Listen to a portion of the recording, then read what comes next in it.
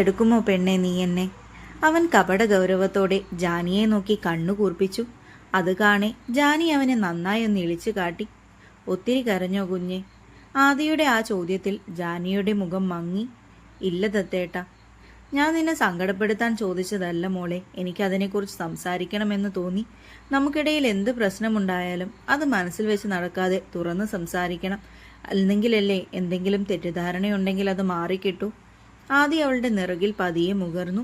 ജാനി ശ്രദ്ധയോടെ അവനെ കേട്ടിരിക്കുകയാണ്. രാവിലെ ആ തിരക്കിനിടയിൽ ഞാൻ നിന്നോട് മിണ്ടാൻ വിട്ടുപോയതാണ്. പിന്നെ പോകുന്ന നേരം മുത്തശ്ശി അടുത്തുണ്ടായിരുന്നല്ലോ. സോ പേഴ്സണൽ മാറ്റേഴ്സ് മുത്തശ്ശിയുടെ മുന്നിൽ വെച്ച് ഡിസ്കസ് ചെയ്യേണ്ട എന്ന് വിചാരിച്ചിട്ട് അപ്പോൾ ഒന്നും പറയാഞ്ഞ്. ഓഫീസിലെത്തിയപ്പോൾ നിന്നോട് പിണങ്ങിയ കാര്യം തന്നെ സത്യം പറഞ്ഞാൽ ഞാൻ വിട്ടുപോയിരുന്നു. അത്രയ്ക്കുണ്ടായിരുന്നു അവിടെ തിരക്ക്. ഉച്ചയ്ക്ക് ആ കിട്ടിയ സമയത്താണ് നിന്നെ വിളിച്ചു നോക്കി. ഫോൺ വിളിച്ചിട്ട് എടുക്കാഞ്ഞപ്പോൾ പിന്നെ മുത്തശ്ശിയെ വിളിച്ചു. അപ്പോഴല്ലേ കാര്യങ്ങളൊക്കെ അറിഞ്ഞത്. അതൊന്നും സാരമില്ല ദത്തേട്ട, എനിക്ക് മനസ്സിലാകും. ആ സമയം പെട്ടെന്ന് അങ്ങനെയൊക്കെ എനിക്ക് നന്നായിട്ട് സങ്കടം വന്നു. അതാ കരഞ്ഞു പോയേ. ഇനി ഞാൻ അങ്ങനെയൊന്നും കരയില്ല. ഉച്ചയ്ക്ക് ദത്തേട്ടൻ എന്നെ വിളിച്ച് സംസാരിച്ചില്ലേ, അപ്പോൾ എൻ്റെ സങ്കടങ്ങളൊക്കെ പോയിരുന്നു. അവൻ്റെ നഗ്നമായ നെഞ്ചിലെ രോമത്തിൽ പതിയെ കിള്ളി വലിച്ചുകൊണ്ട് അവൾ പറഞ്ഞു. അപ്പോൾ എങ്ങനെയാ? അവൻ്റെ മുഖത്ത് പൊടുന്നനെയാണ് കുറുമ്പ് നിറഞ്ഞത്. എന്ത്? ജാനി ഒട്ടൊരു സംശയത്തോടെ ആരാഞ്ഞു. അവൻ്റെ നെഞ്ചിലേക്ക് പറ്റിയിരിക്കുന്നത് കാരണം ആദിയുടെ മുഖഭാവങ്ങളൊന്നും അവൾ കാണുന്നില്ലായിരുന്നു. അല്ല, നമ്മൾ രാവിലെ ഒരു കാര്യം പകുതിക്ക് വെച്ച് നിർത്തിയില്ലേ? ഞാൻ അതിൻ്റെ കാര്യമാണ് പറഞ്ഞത്. അത് കേട്ടതും ജാനിയിൽ ഒരു വെള്ളിടി വെട്ടി. അവളിലെ പരുങ്ങൽ മറച്ചു വെച്ചുകൊണ്ട് ജാനി അവന് നേരെ മുഖമുയർത്തി. തന്നിലേക്ക് ദൃഷ്ടിയൂന്നിരിക്കുന്ന ആദിയുടെ കുസൃതി നിറഞ്ഞ മുഖം. കുസൃതിയോടൊപ്പം തന്നെ മറ്റു പല ഭാവങ്ങളും ആ മുഖത്ത് മിന്നി മാഞ്ഞുകൊണ്ടിരിക്കുന്നു. ജാനി ഒരു പിടപ്പോടെ മുഖം താഴ്ത്തി. എന്തോ ആ നോട്ടം അവൾക്ക് നേരിടാനാവുന്നില്ല. അപ്പോൾ എങ്ങനെയാ ഭാര്യയെ? കിസ് തരുവല്ലേ?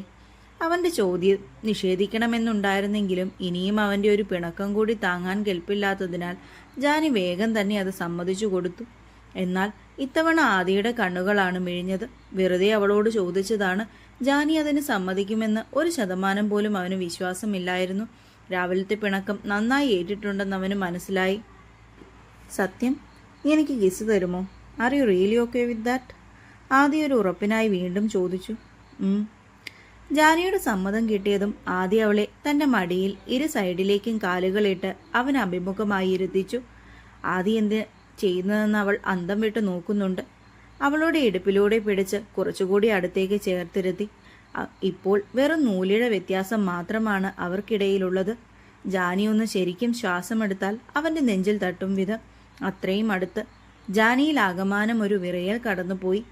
ആദ്യം മെല്ലെ അവൾക്കരികിലേക്ക് മുഖം താഴ്ത്തി ജാനിയുടെ കവിളിൽ ഉമ്മ വെച്ചു. ജാനി കണ്ണുകൾ ഇറുകെ അടച്ചുപോയി. അത് കണ്ടതും അവൻ അവളുടെ കണ്ണിനു മുകളിൽ പതിയെ ഊതി. അവൻ്റെ ചുടുനിശ്വാസം കൺപോളകളിൽ അറിഞ്ഞപ്പോൾ ജാനി കണ്ണുകൾ വെട്ടിത്തുറന്ന് അവനെ നോക്കി. അത് കണ്ടതും ആദ്യം അവളോട് ഒറ്റപ്പുരികം പൊക്കി എന്താണെന്ന് ചോദിച്ചു. എന്നാൽ തരാനുള്ളതൊക്കെ വേഗം തന്നു. ആദി അവളുടെ മിഴികളിലേക്ക് നോക്കിക്കൊണ്ട് പറഞ്ഞു. ഇപ്പോൾ അവൻ്റെ മുഖത്ത് ചിരിയില്ല, മറ്റെന്തോ ഭാവം. പ്രണയമാണോ? അതിനെ എങ്ങനെ വ്യാഖ്യാനിക്കണമെന്നവൾക്ക് മനസ്സിലായില്ല. ദത്തേട്ടാ, കണ്ണടയ്ക്കുമോ? അടയ്ക്കണോ? അപ്പോൾ എങ്ങനെയാ നീ കിസ് ചെയ്യുന്നത് ഞാൻ കാണുന്നത്? പ്ലീസ്. ഓക്കെ, അടയ്ക്കാം. ബട്ട് ഈ ഒരു പ്രാവശ്യത്തേക്ക് മാത്രമേ ഉള്ളൂ കേട്ടോ. ആദ്യ കണ്ണടച്ചതും ജാനി അവൻ്റെ മുഖത്തേക്ക് അവളുടെ മുഖം അടുപ്പിച്ചു. അവൻ കണ്ണുകൾ അടച്ചിരിക്കുകയാണെന്ന് അവൾ ഒന്നുകൂടി നോക്കി ഉറപ്പിച്ചു. ജാനിയുടെ മിഴികളിൽ പിന്നെ ഉടക്കിയത് അവൻ്റെ നനുത്ത ചുണ്ടിലാണ്. അവൾ മെല്ലെ അവയിലേക്ക് അധരങ്ങൾ ചേർത്തു. ആദിയുടെ ശരീരം ആ സ്പർശത്തിൽ ഒന്ന് വിറച്ചത് ജാനി അറിഞ്ഞു. ചുംബനത്തിൻ്റെ രസച്ചരടുകൾ മുറുകി വരുംതോറും ആദിയുടെ കൈകളും അവളുടെ ഇടുപ്പിൽ മുറുകിക്കൊണ്ടിരുന്നു. ആദിയുടെ കണ്ണുകൾ മെല്ലെ തുറന്നു വന്നു. അവൾ കണ്ണുകൾ ഇറുകെ പൂട്ടിയിട്ടുണ്ടായിരുന്നു. ജാനി തുടങ്ങിവെച്ച ചുംബനം ഏറ്റെടുക്കാൻ അവൻ അധിക സമയം വേണ്ടി വന്നില്ല.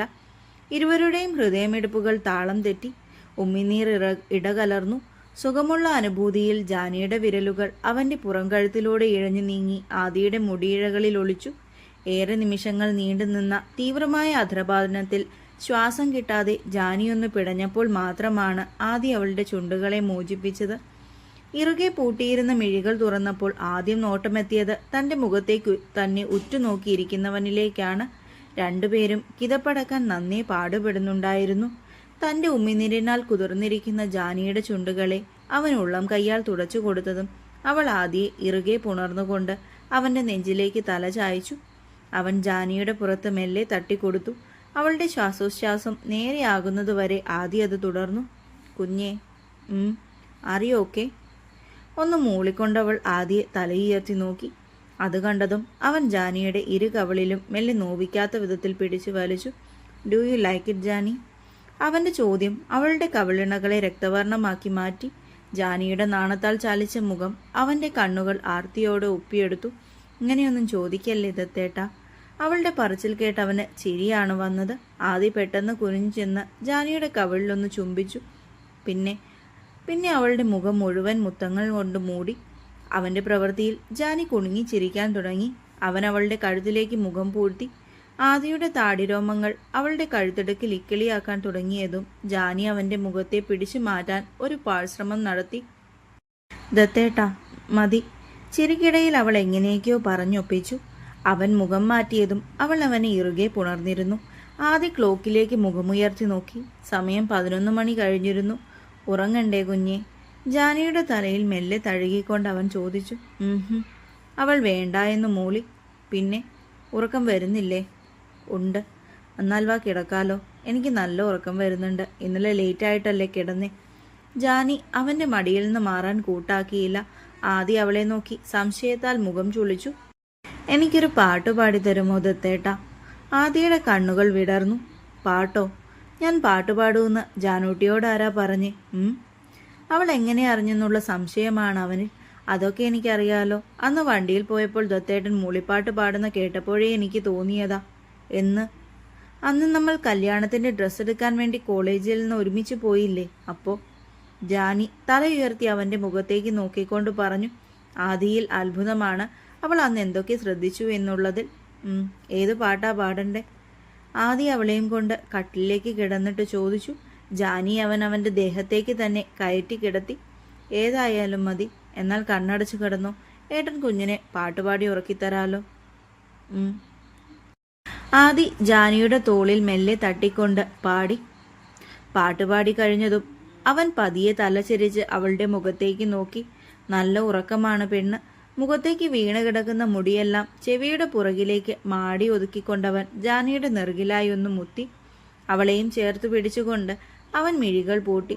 ഇന്നലത്തെ ഉറക്കക്കുറവും ഓഫീസിലെ അലച്ചിലുമെല്ലാം കൊണ്ടും ആദി വളരെ ടയേർഡായിരുന്നു. അതിനാൽ തന്നെ കുറച്ച് നിമിഷങ്ങൾക്കുള്ളിൽ തന്നെ അവൻ ഉറങ്ങിയിരുന്നു. രാവിലെ ആദ്യം കണ്ണു തുറന്നത് ജാനിയായിരുന്നു. താനിപ്പോഴും ദത്തേട്ടന്റെ ദേഹത്ത് തന്നെയാണുള്ളതെന്ന് മനസ്സിലാക്കിയവൾ അവനെ ഉണർത്താതെ തന്നെ വേഗം അവന്റെ മേലെ നിന്നും മാറി അവൻ അരികിലായി വന്നു കിടന്നു. ആദി അപ്പോഴും നല്ല സുഖമായ നിദ്രയിലാണ്. അവന്റെ ശരീരത്തിന്റെ ചൂടും ആസ്വദിച്ച് ജാനി അവനെയും കെട്ടിപ്പിടിച്ച് ഓരോ ആലോചനയിൽ മുഴുകി അങ്ങനെ കിടന്നു. അവൾ പിന്നെയും മയക്കത്തിലേക്ക് തെന്നി വീഴാൻ അധികം സമയം വേണ്ടി വന്നില്ല.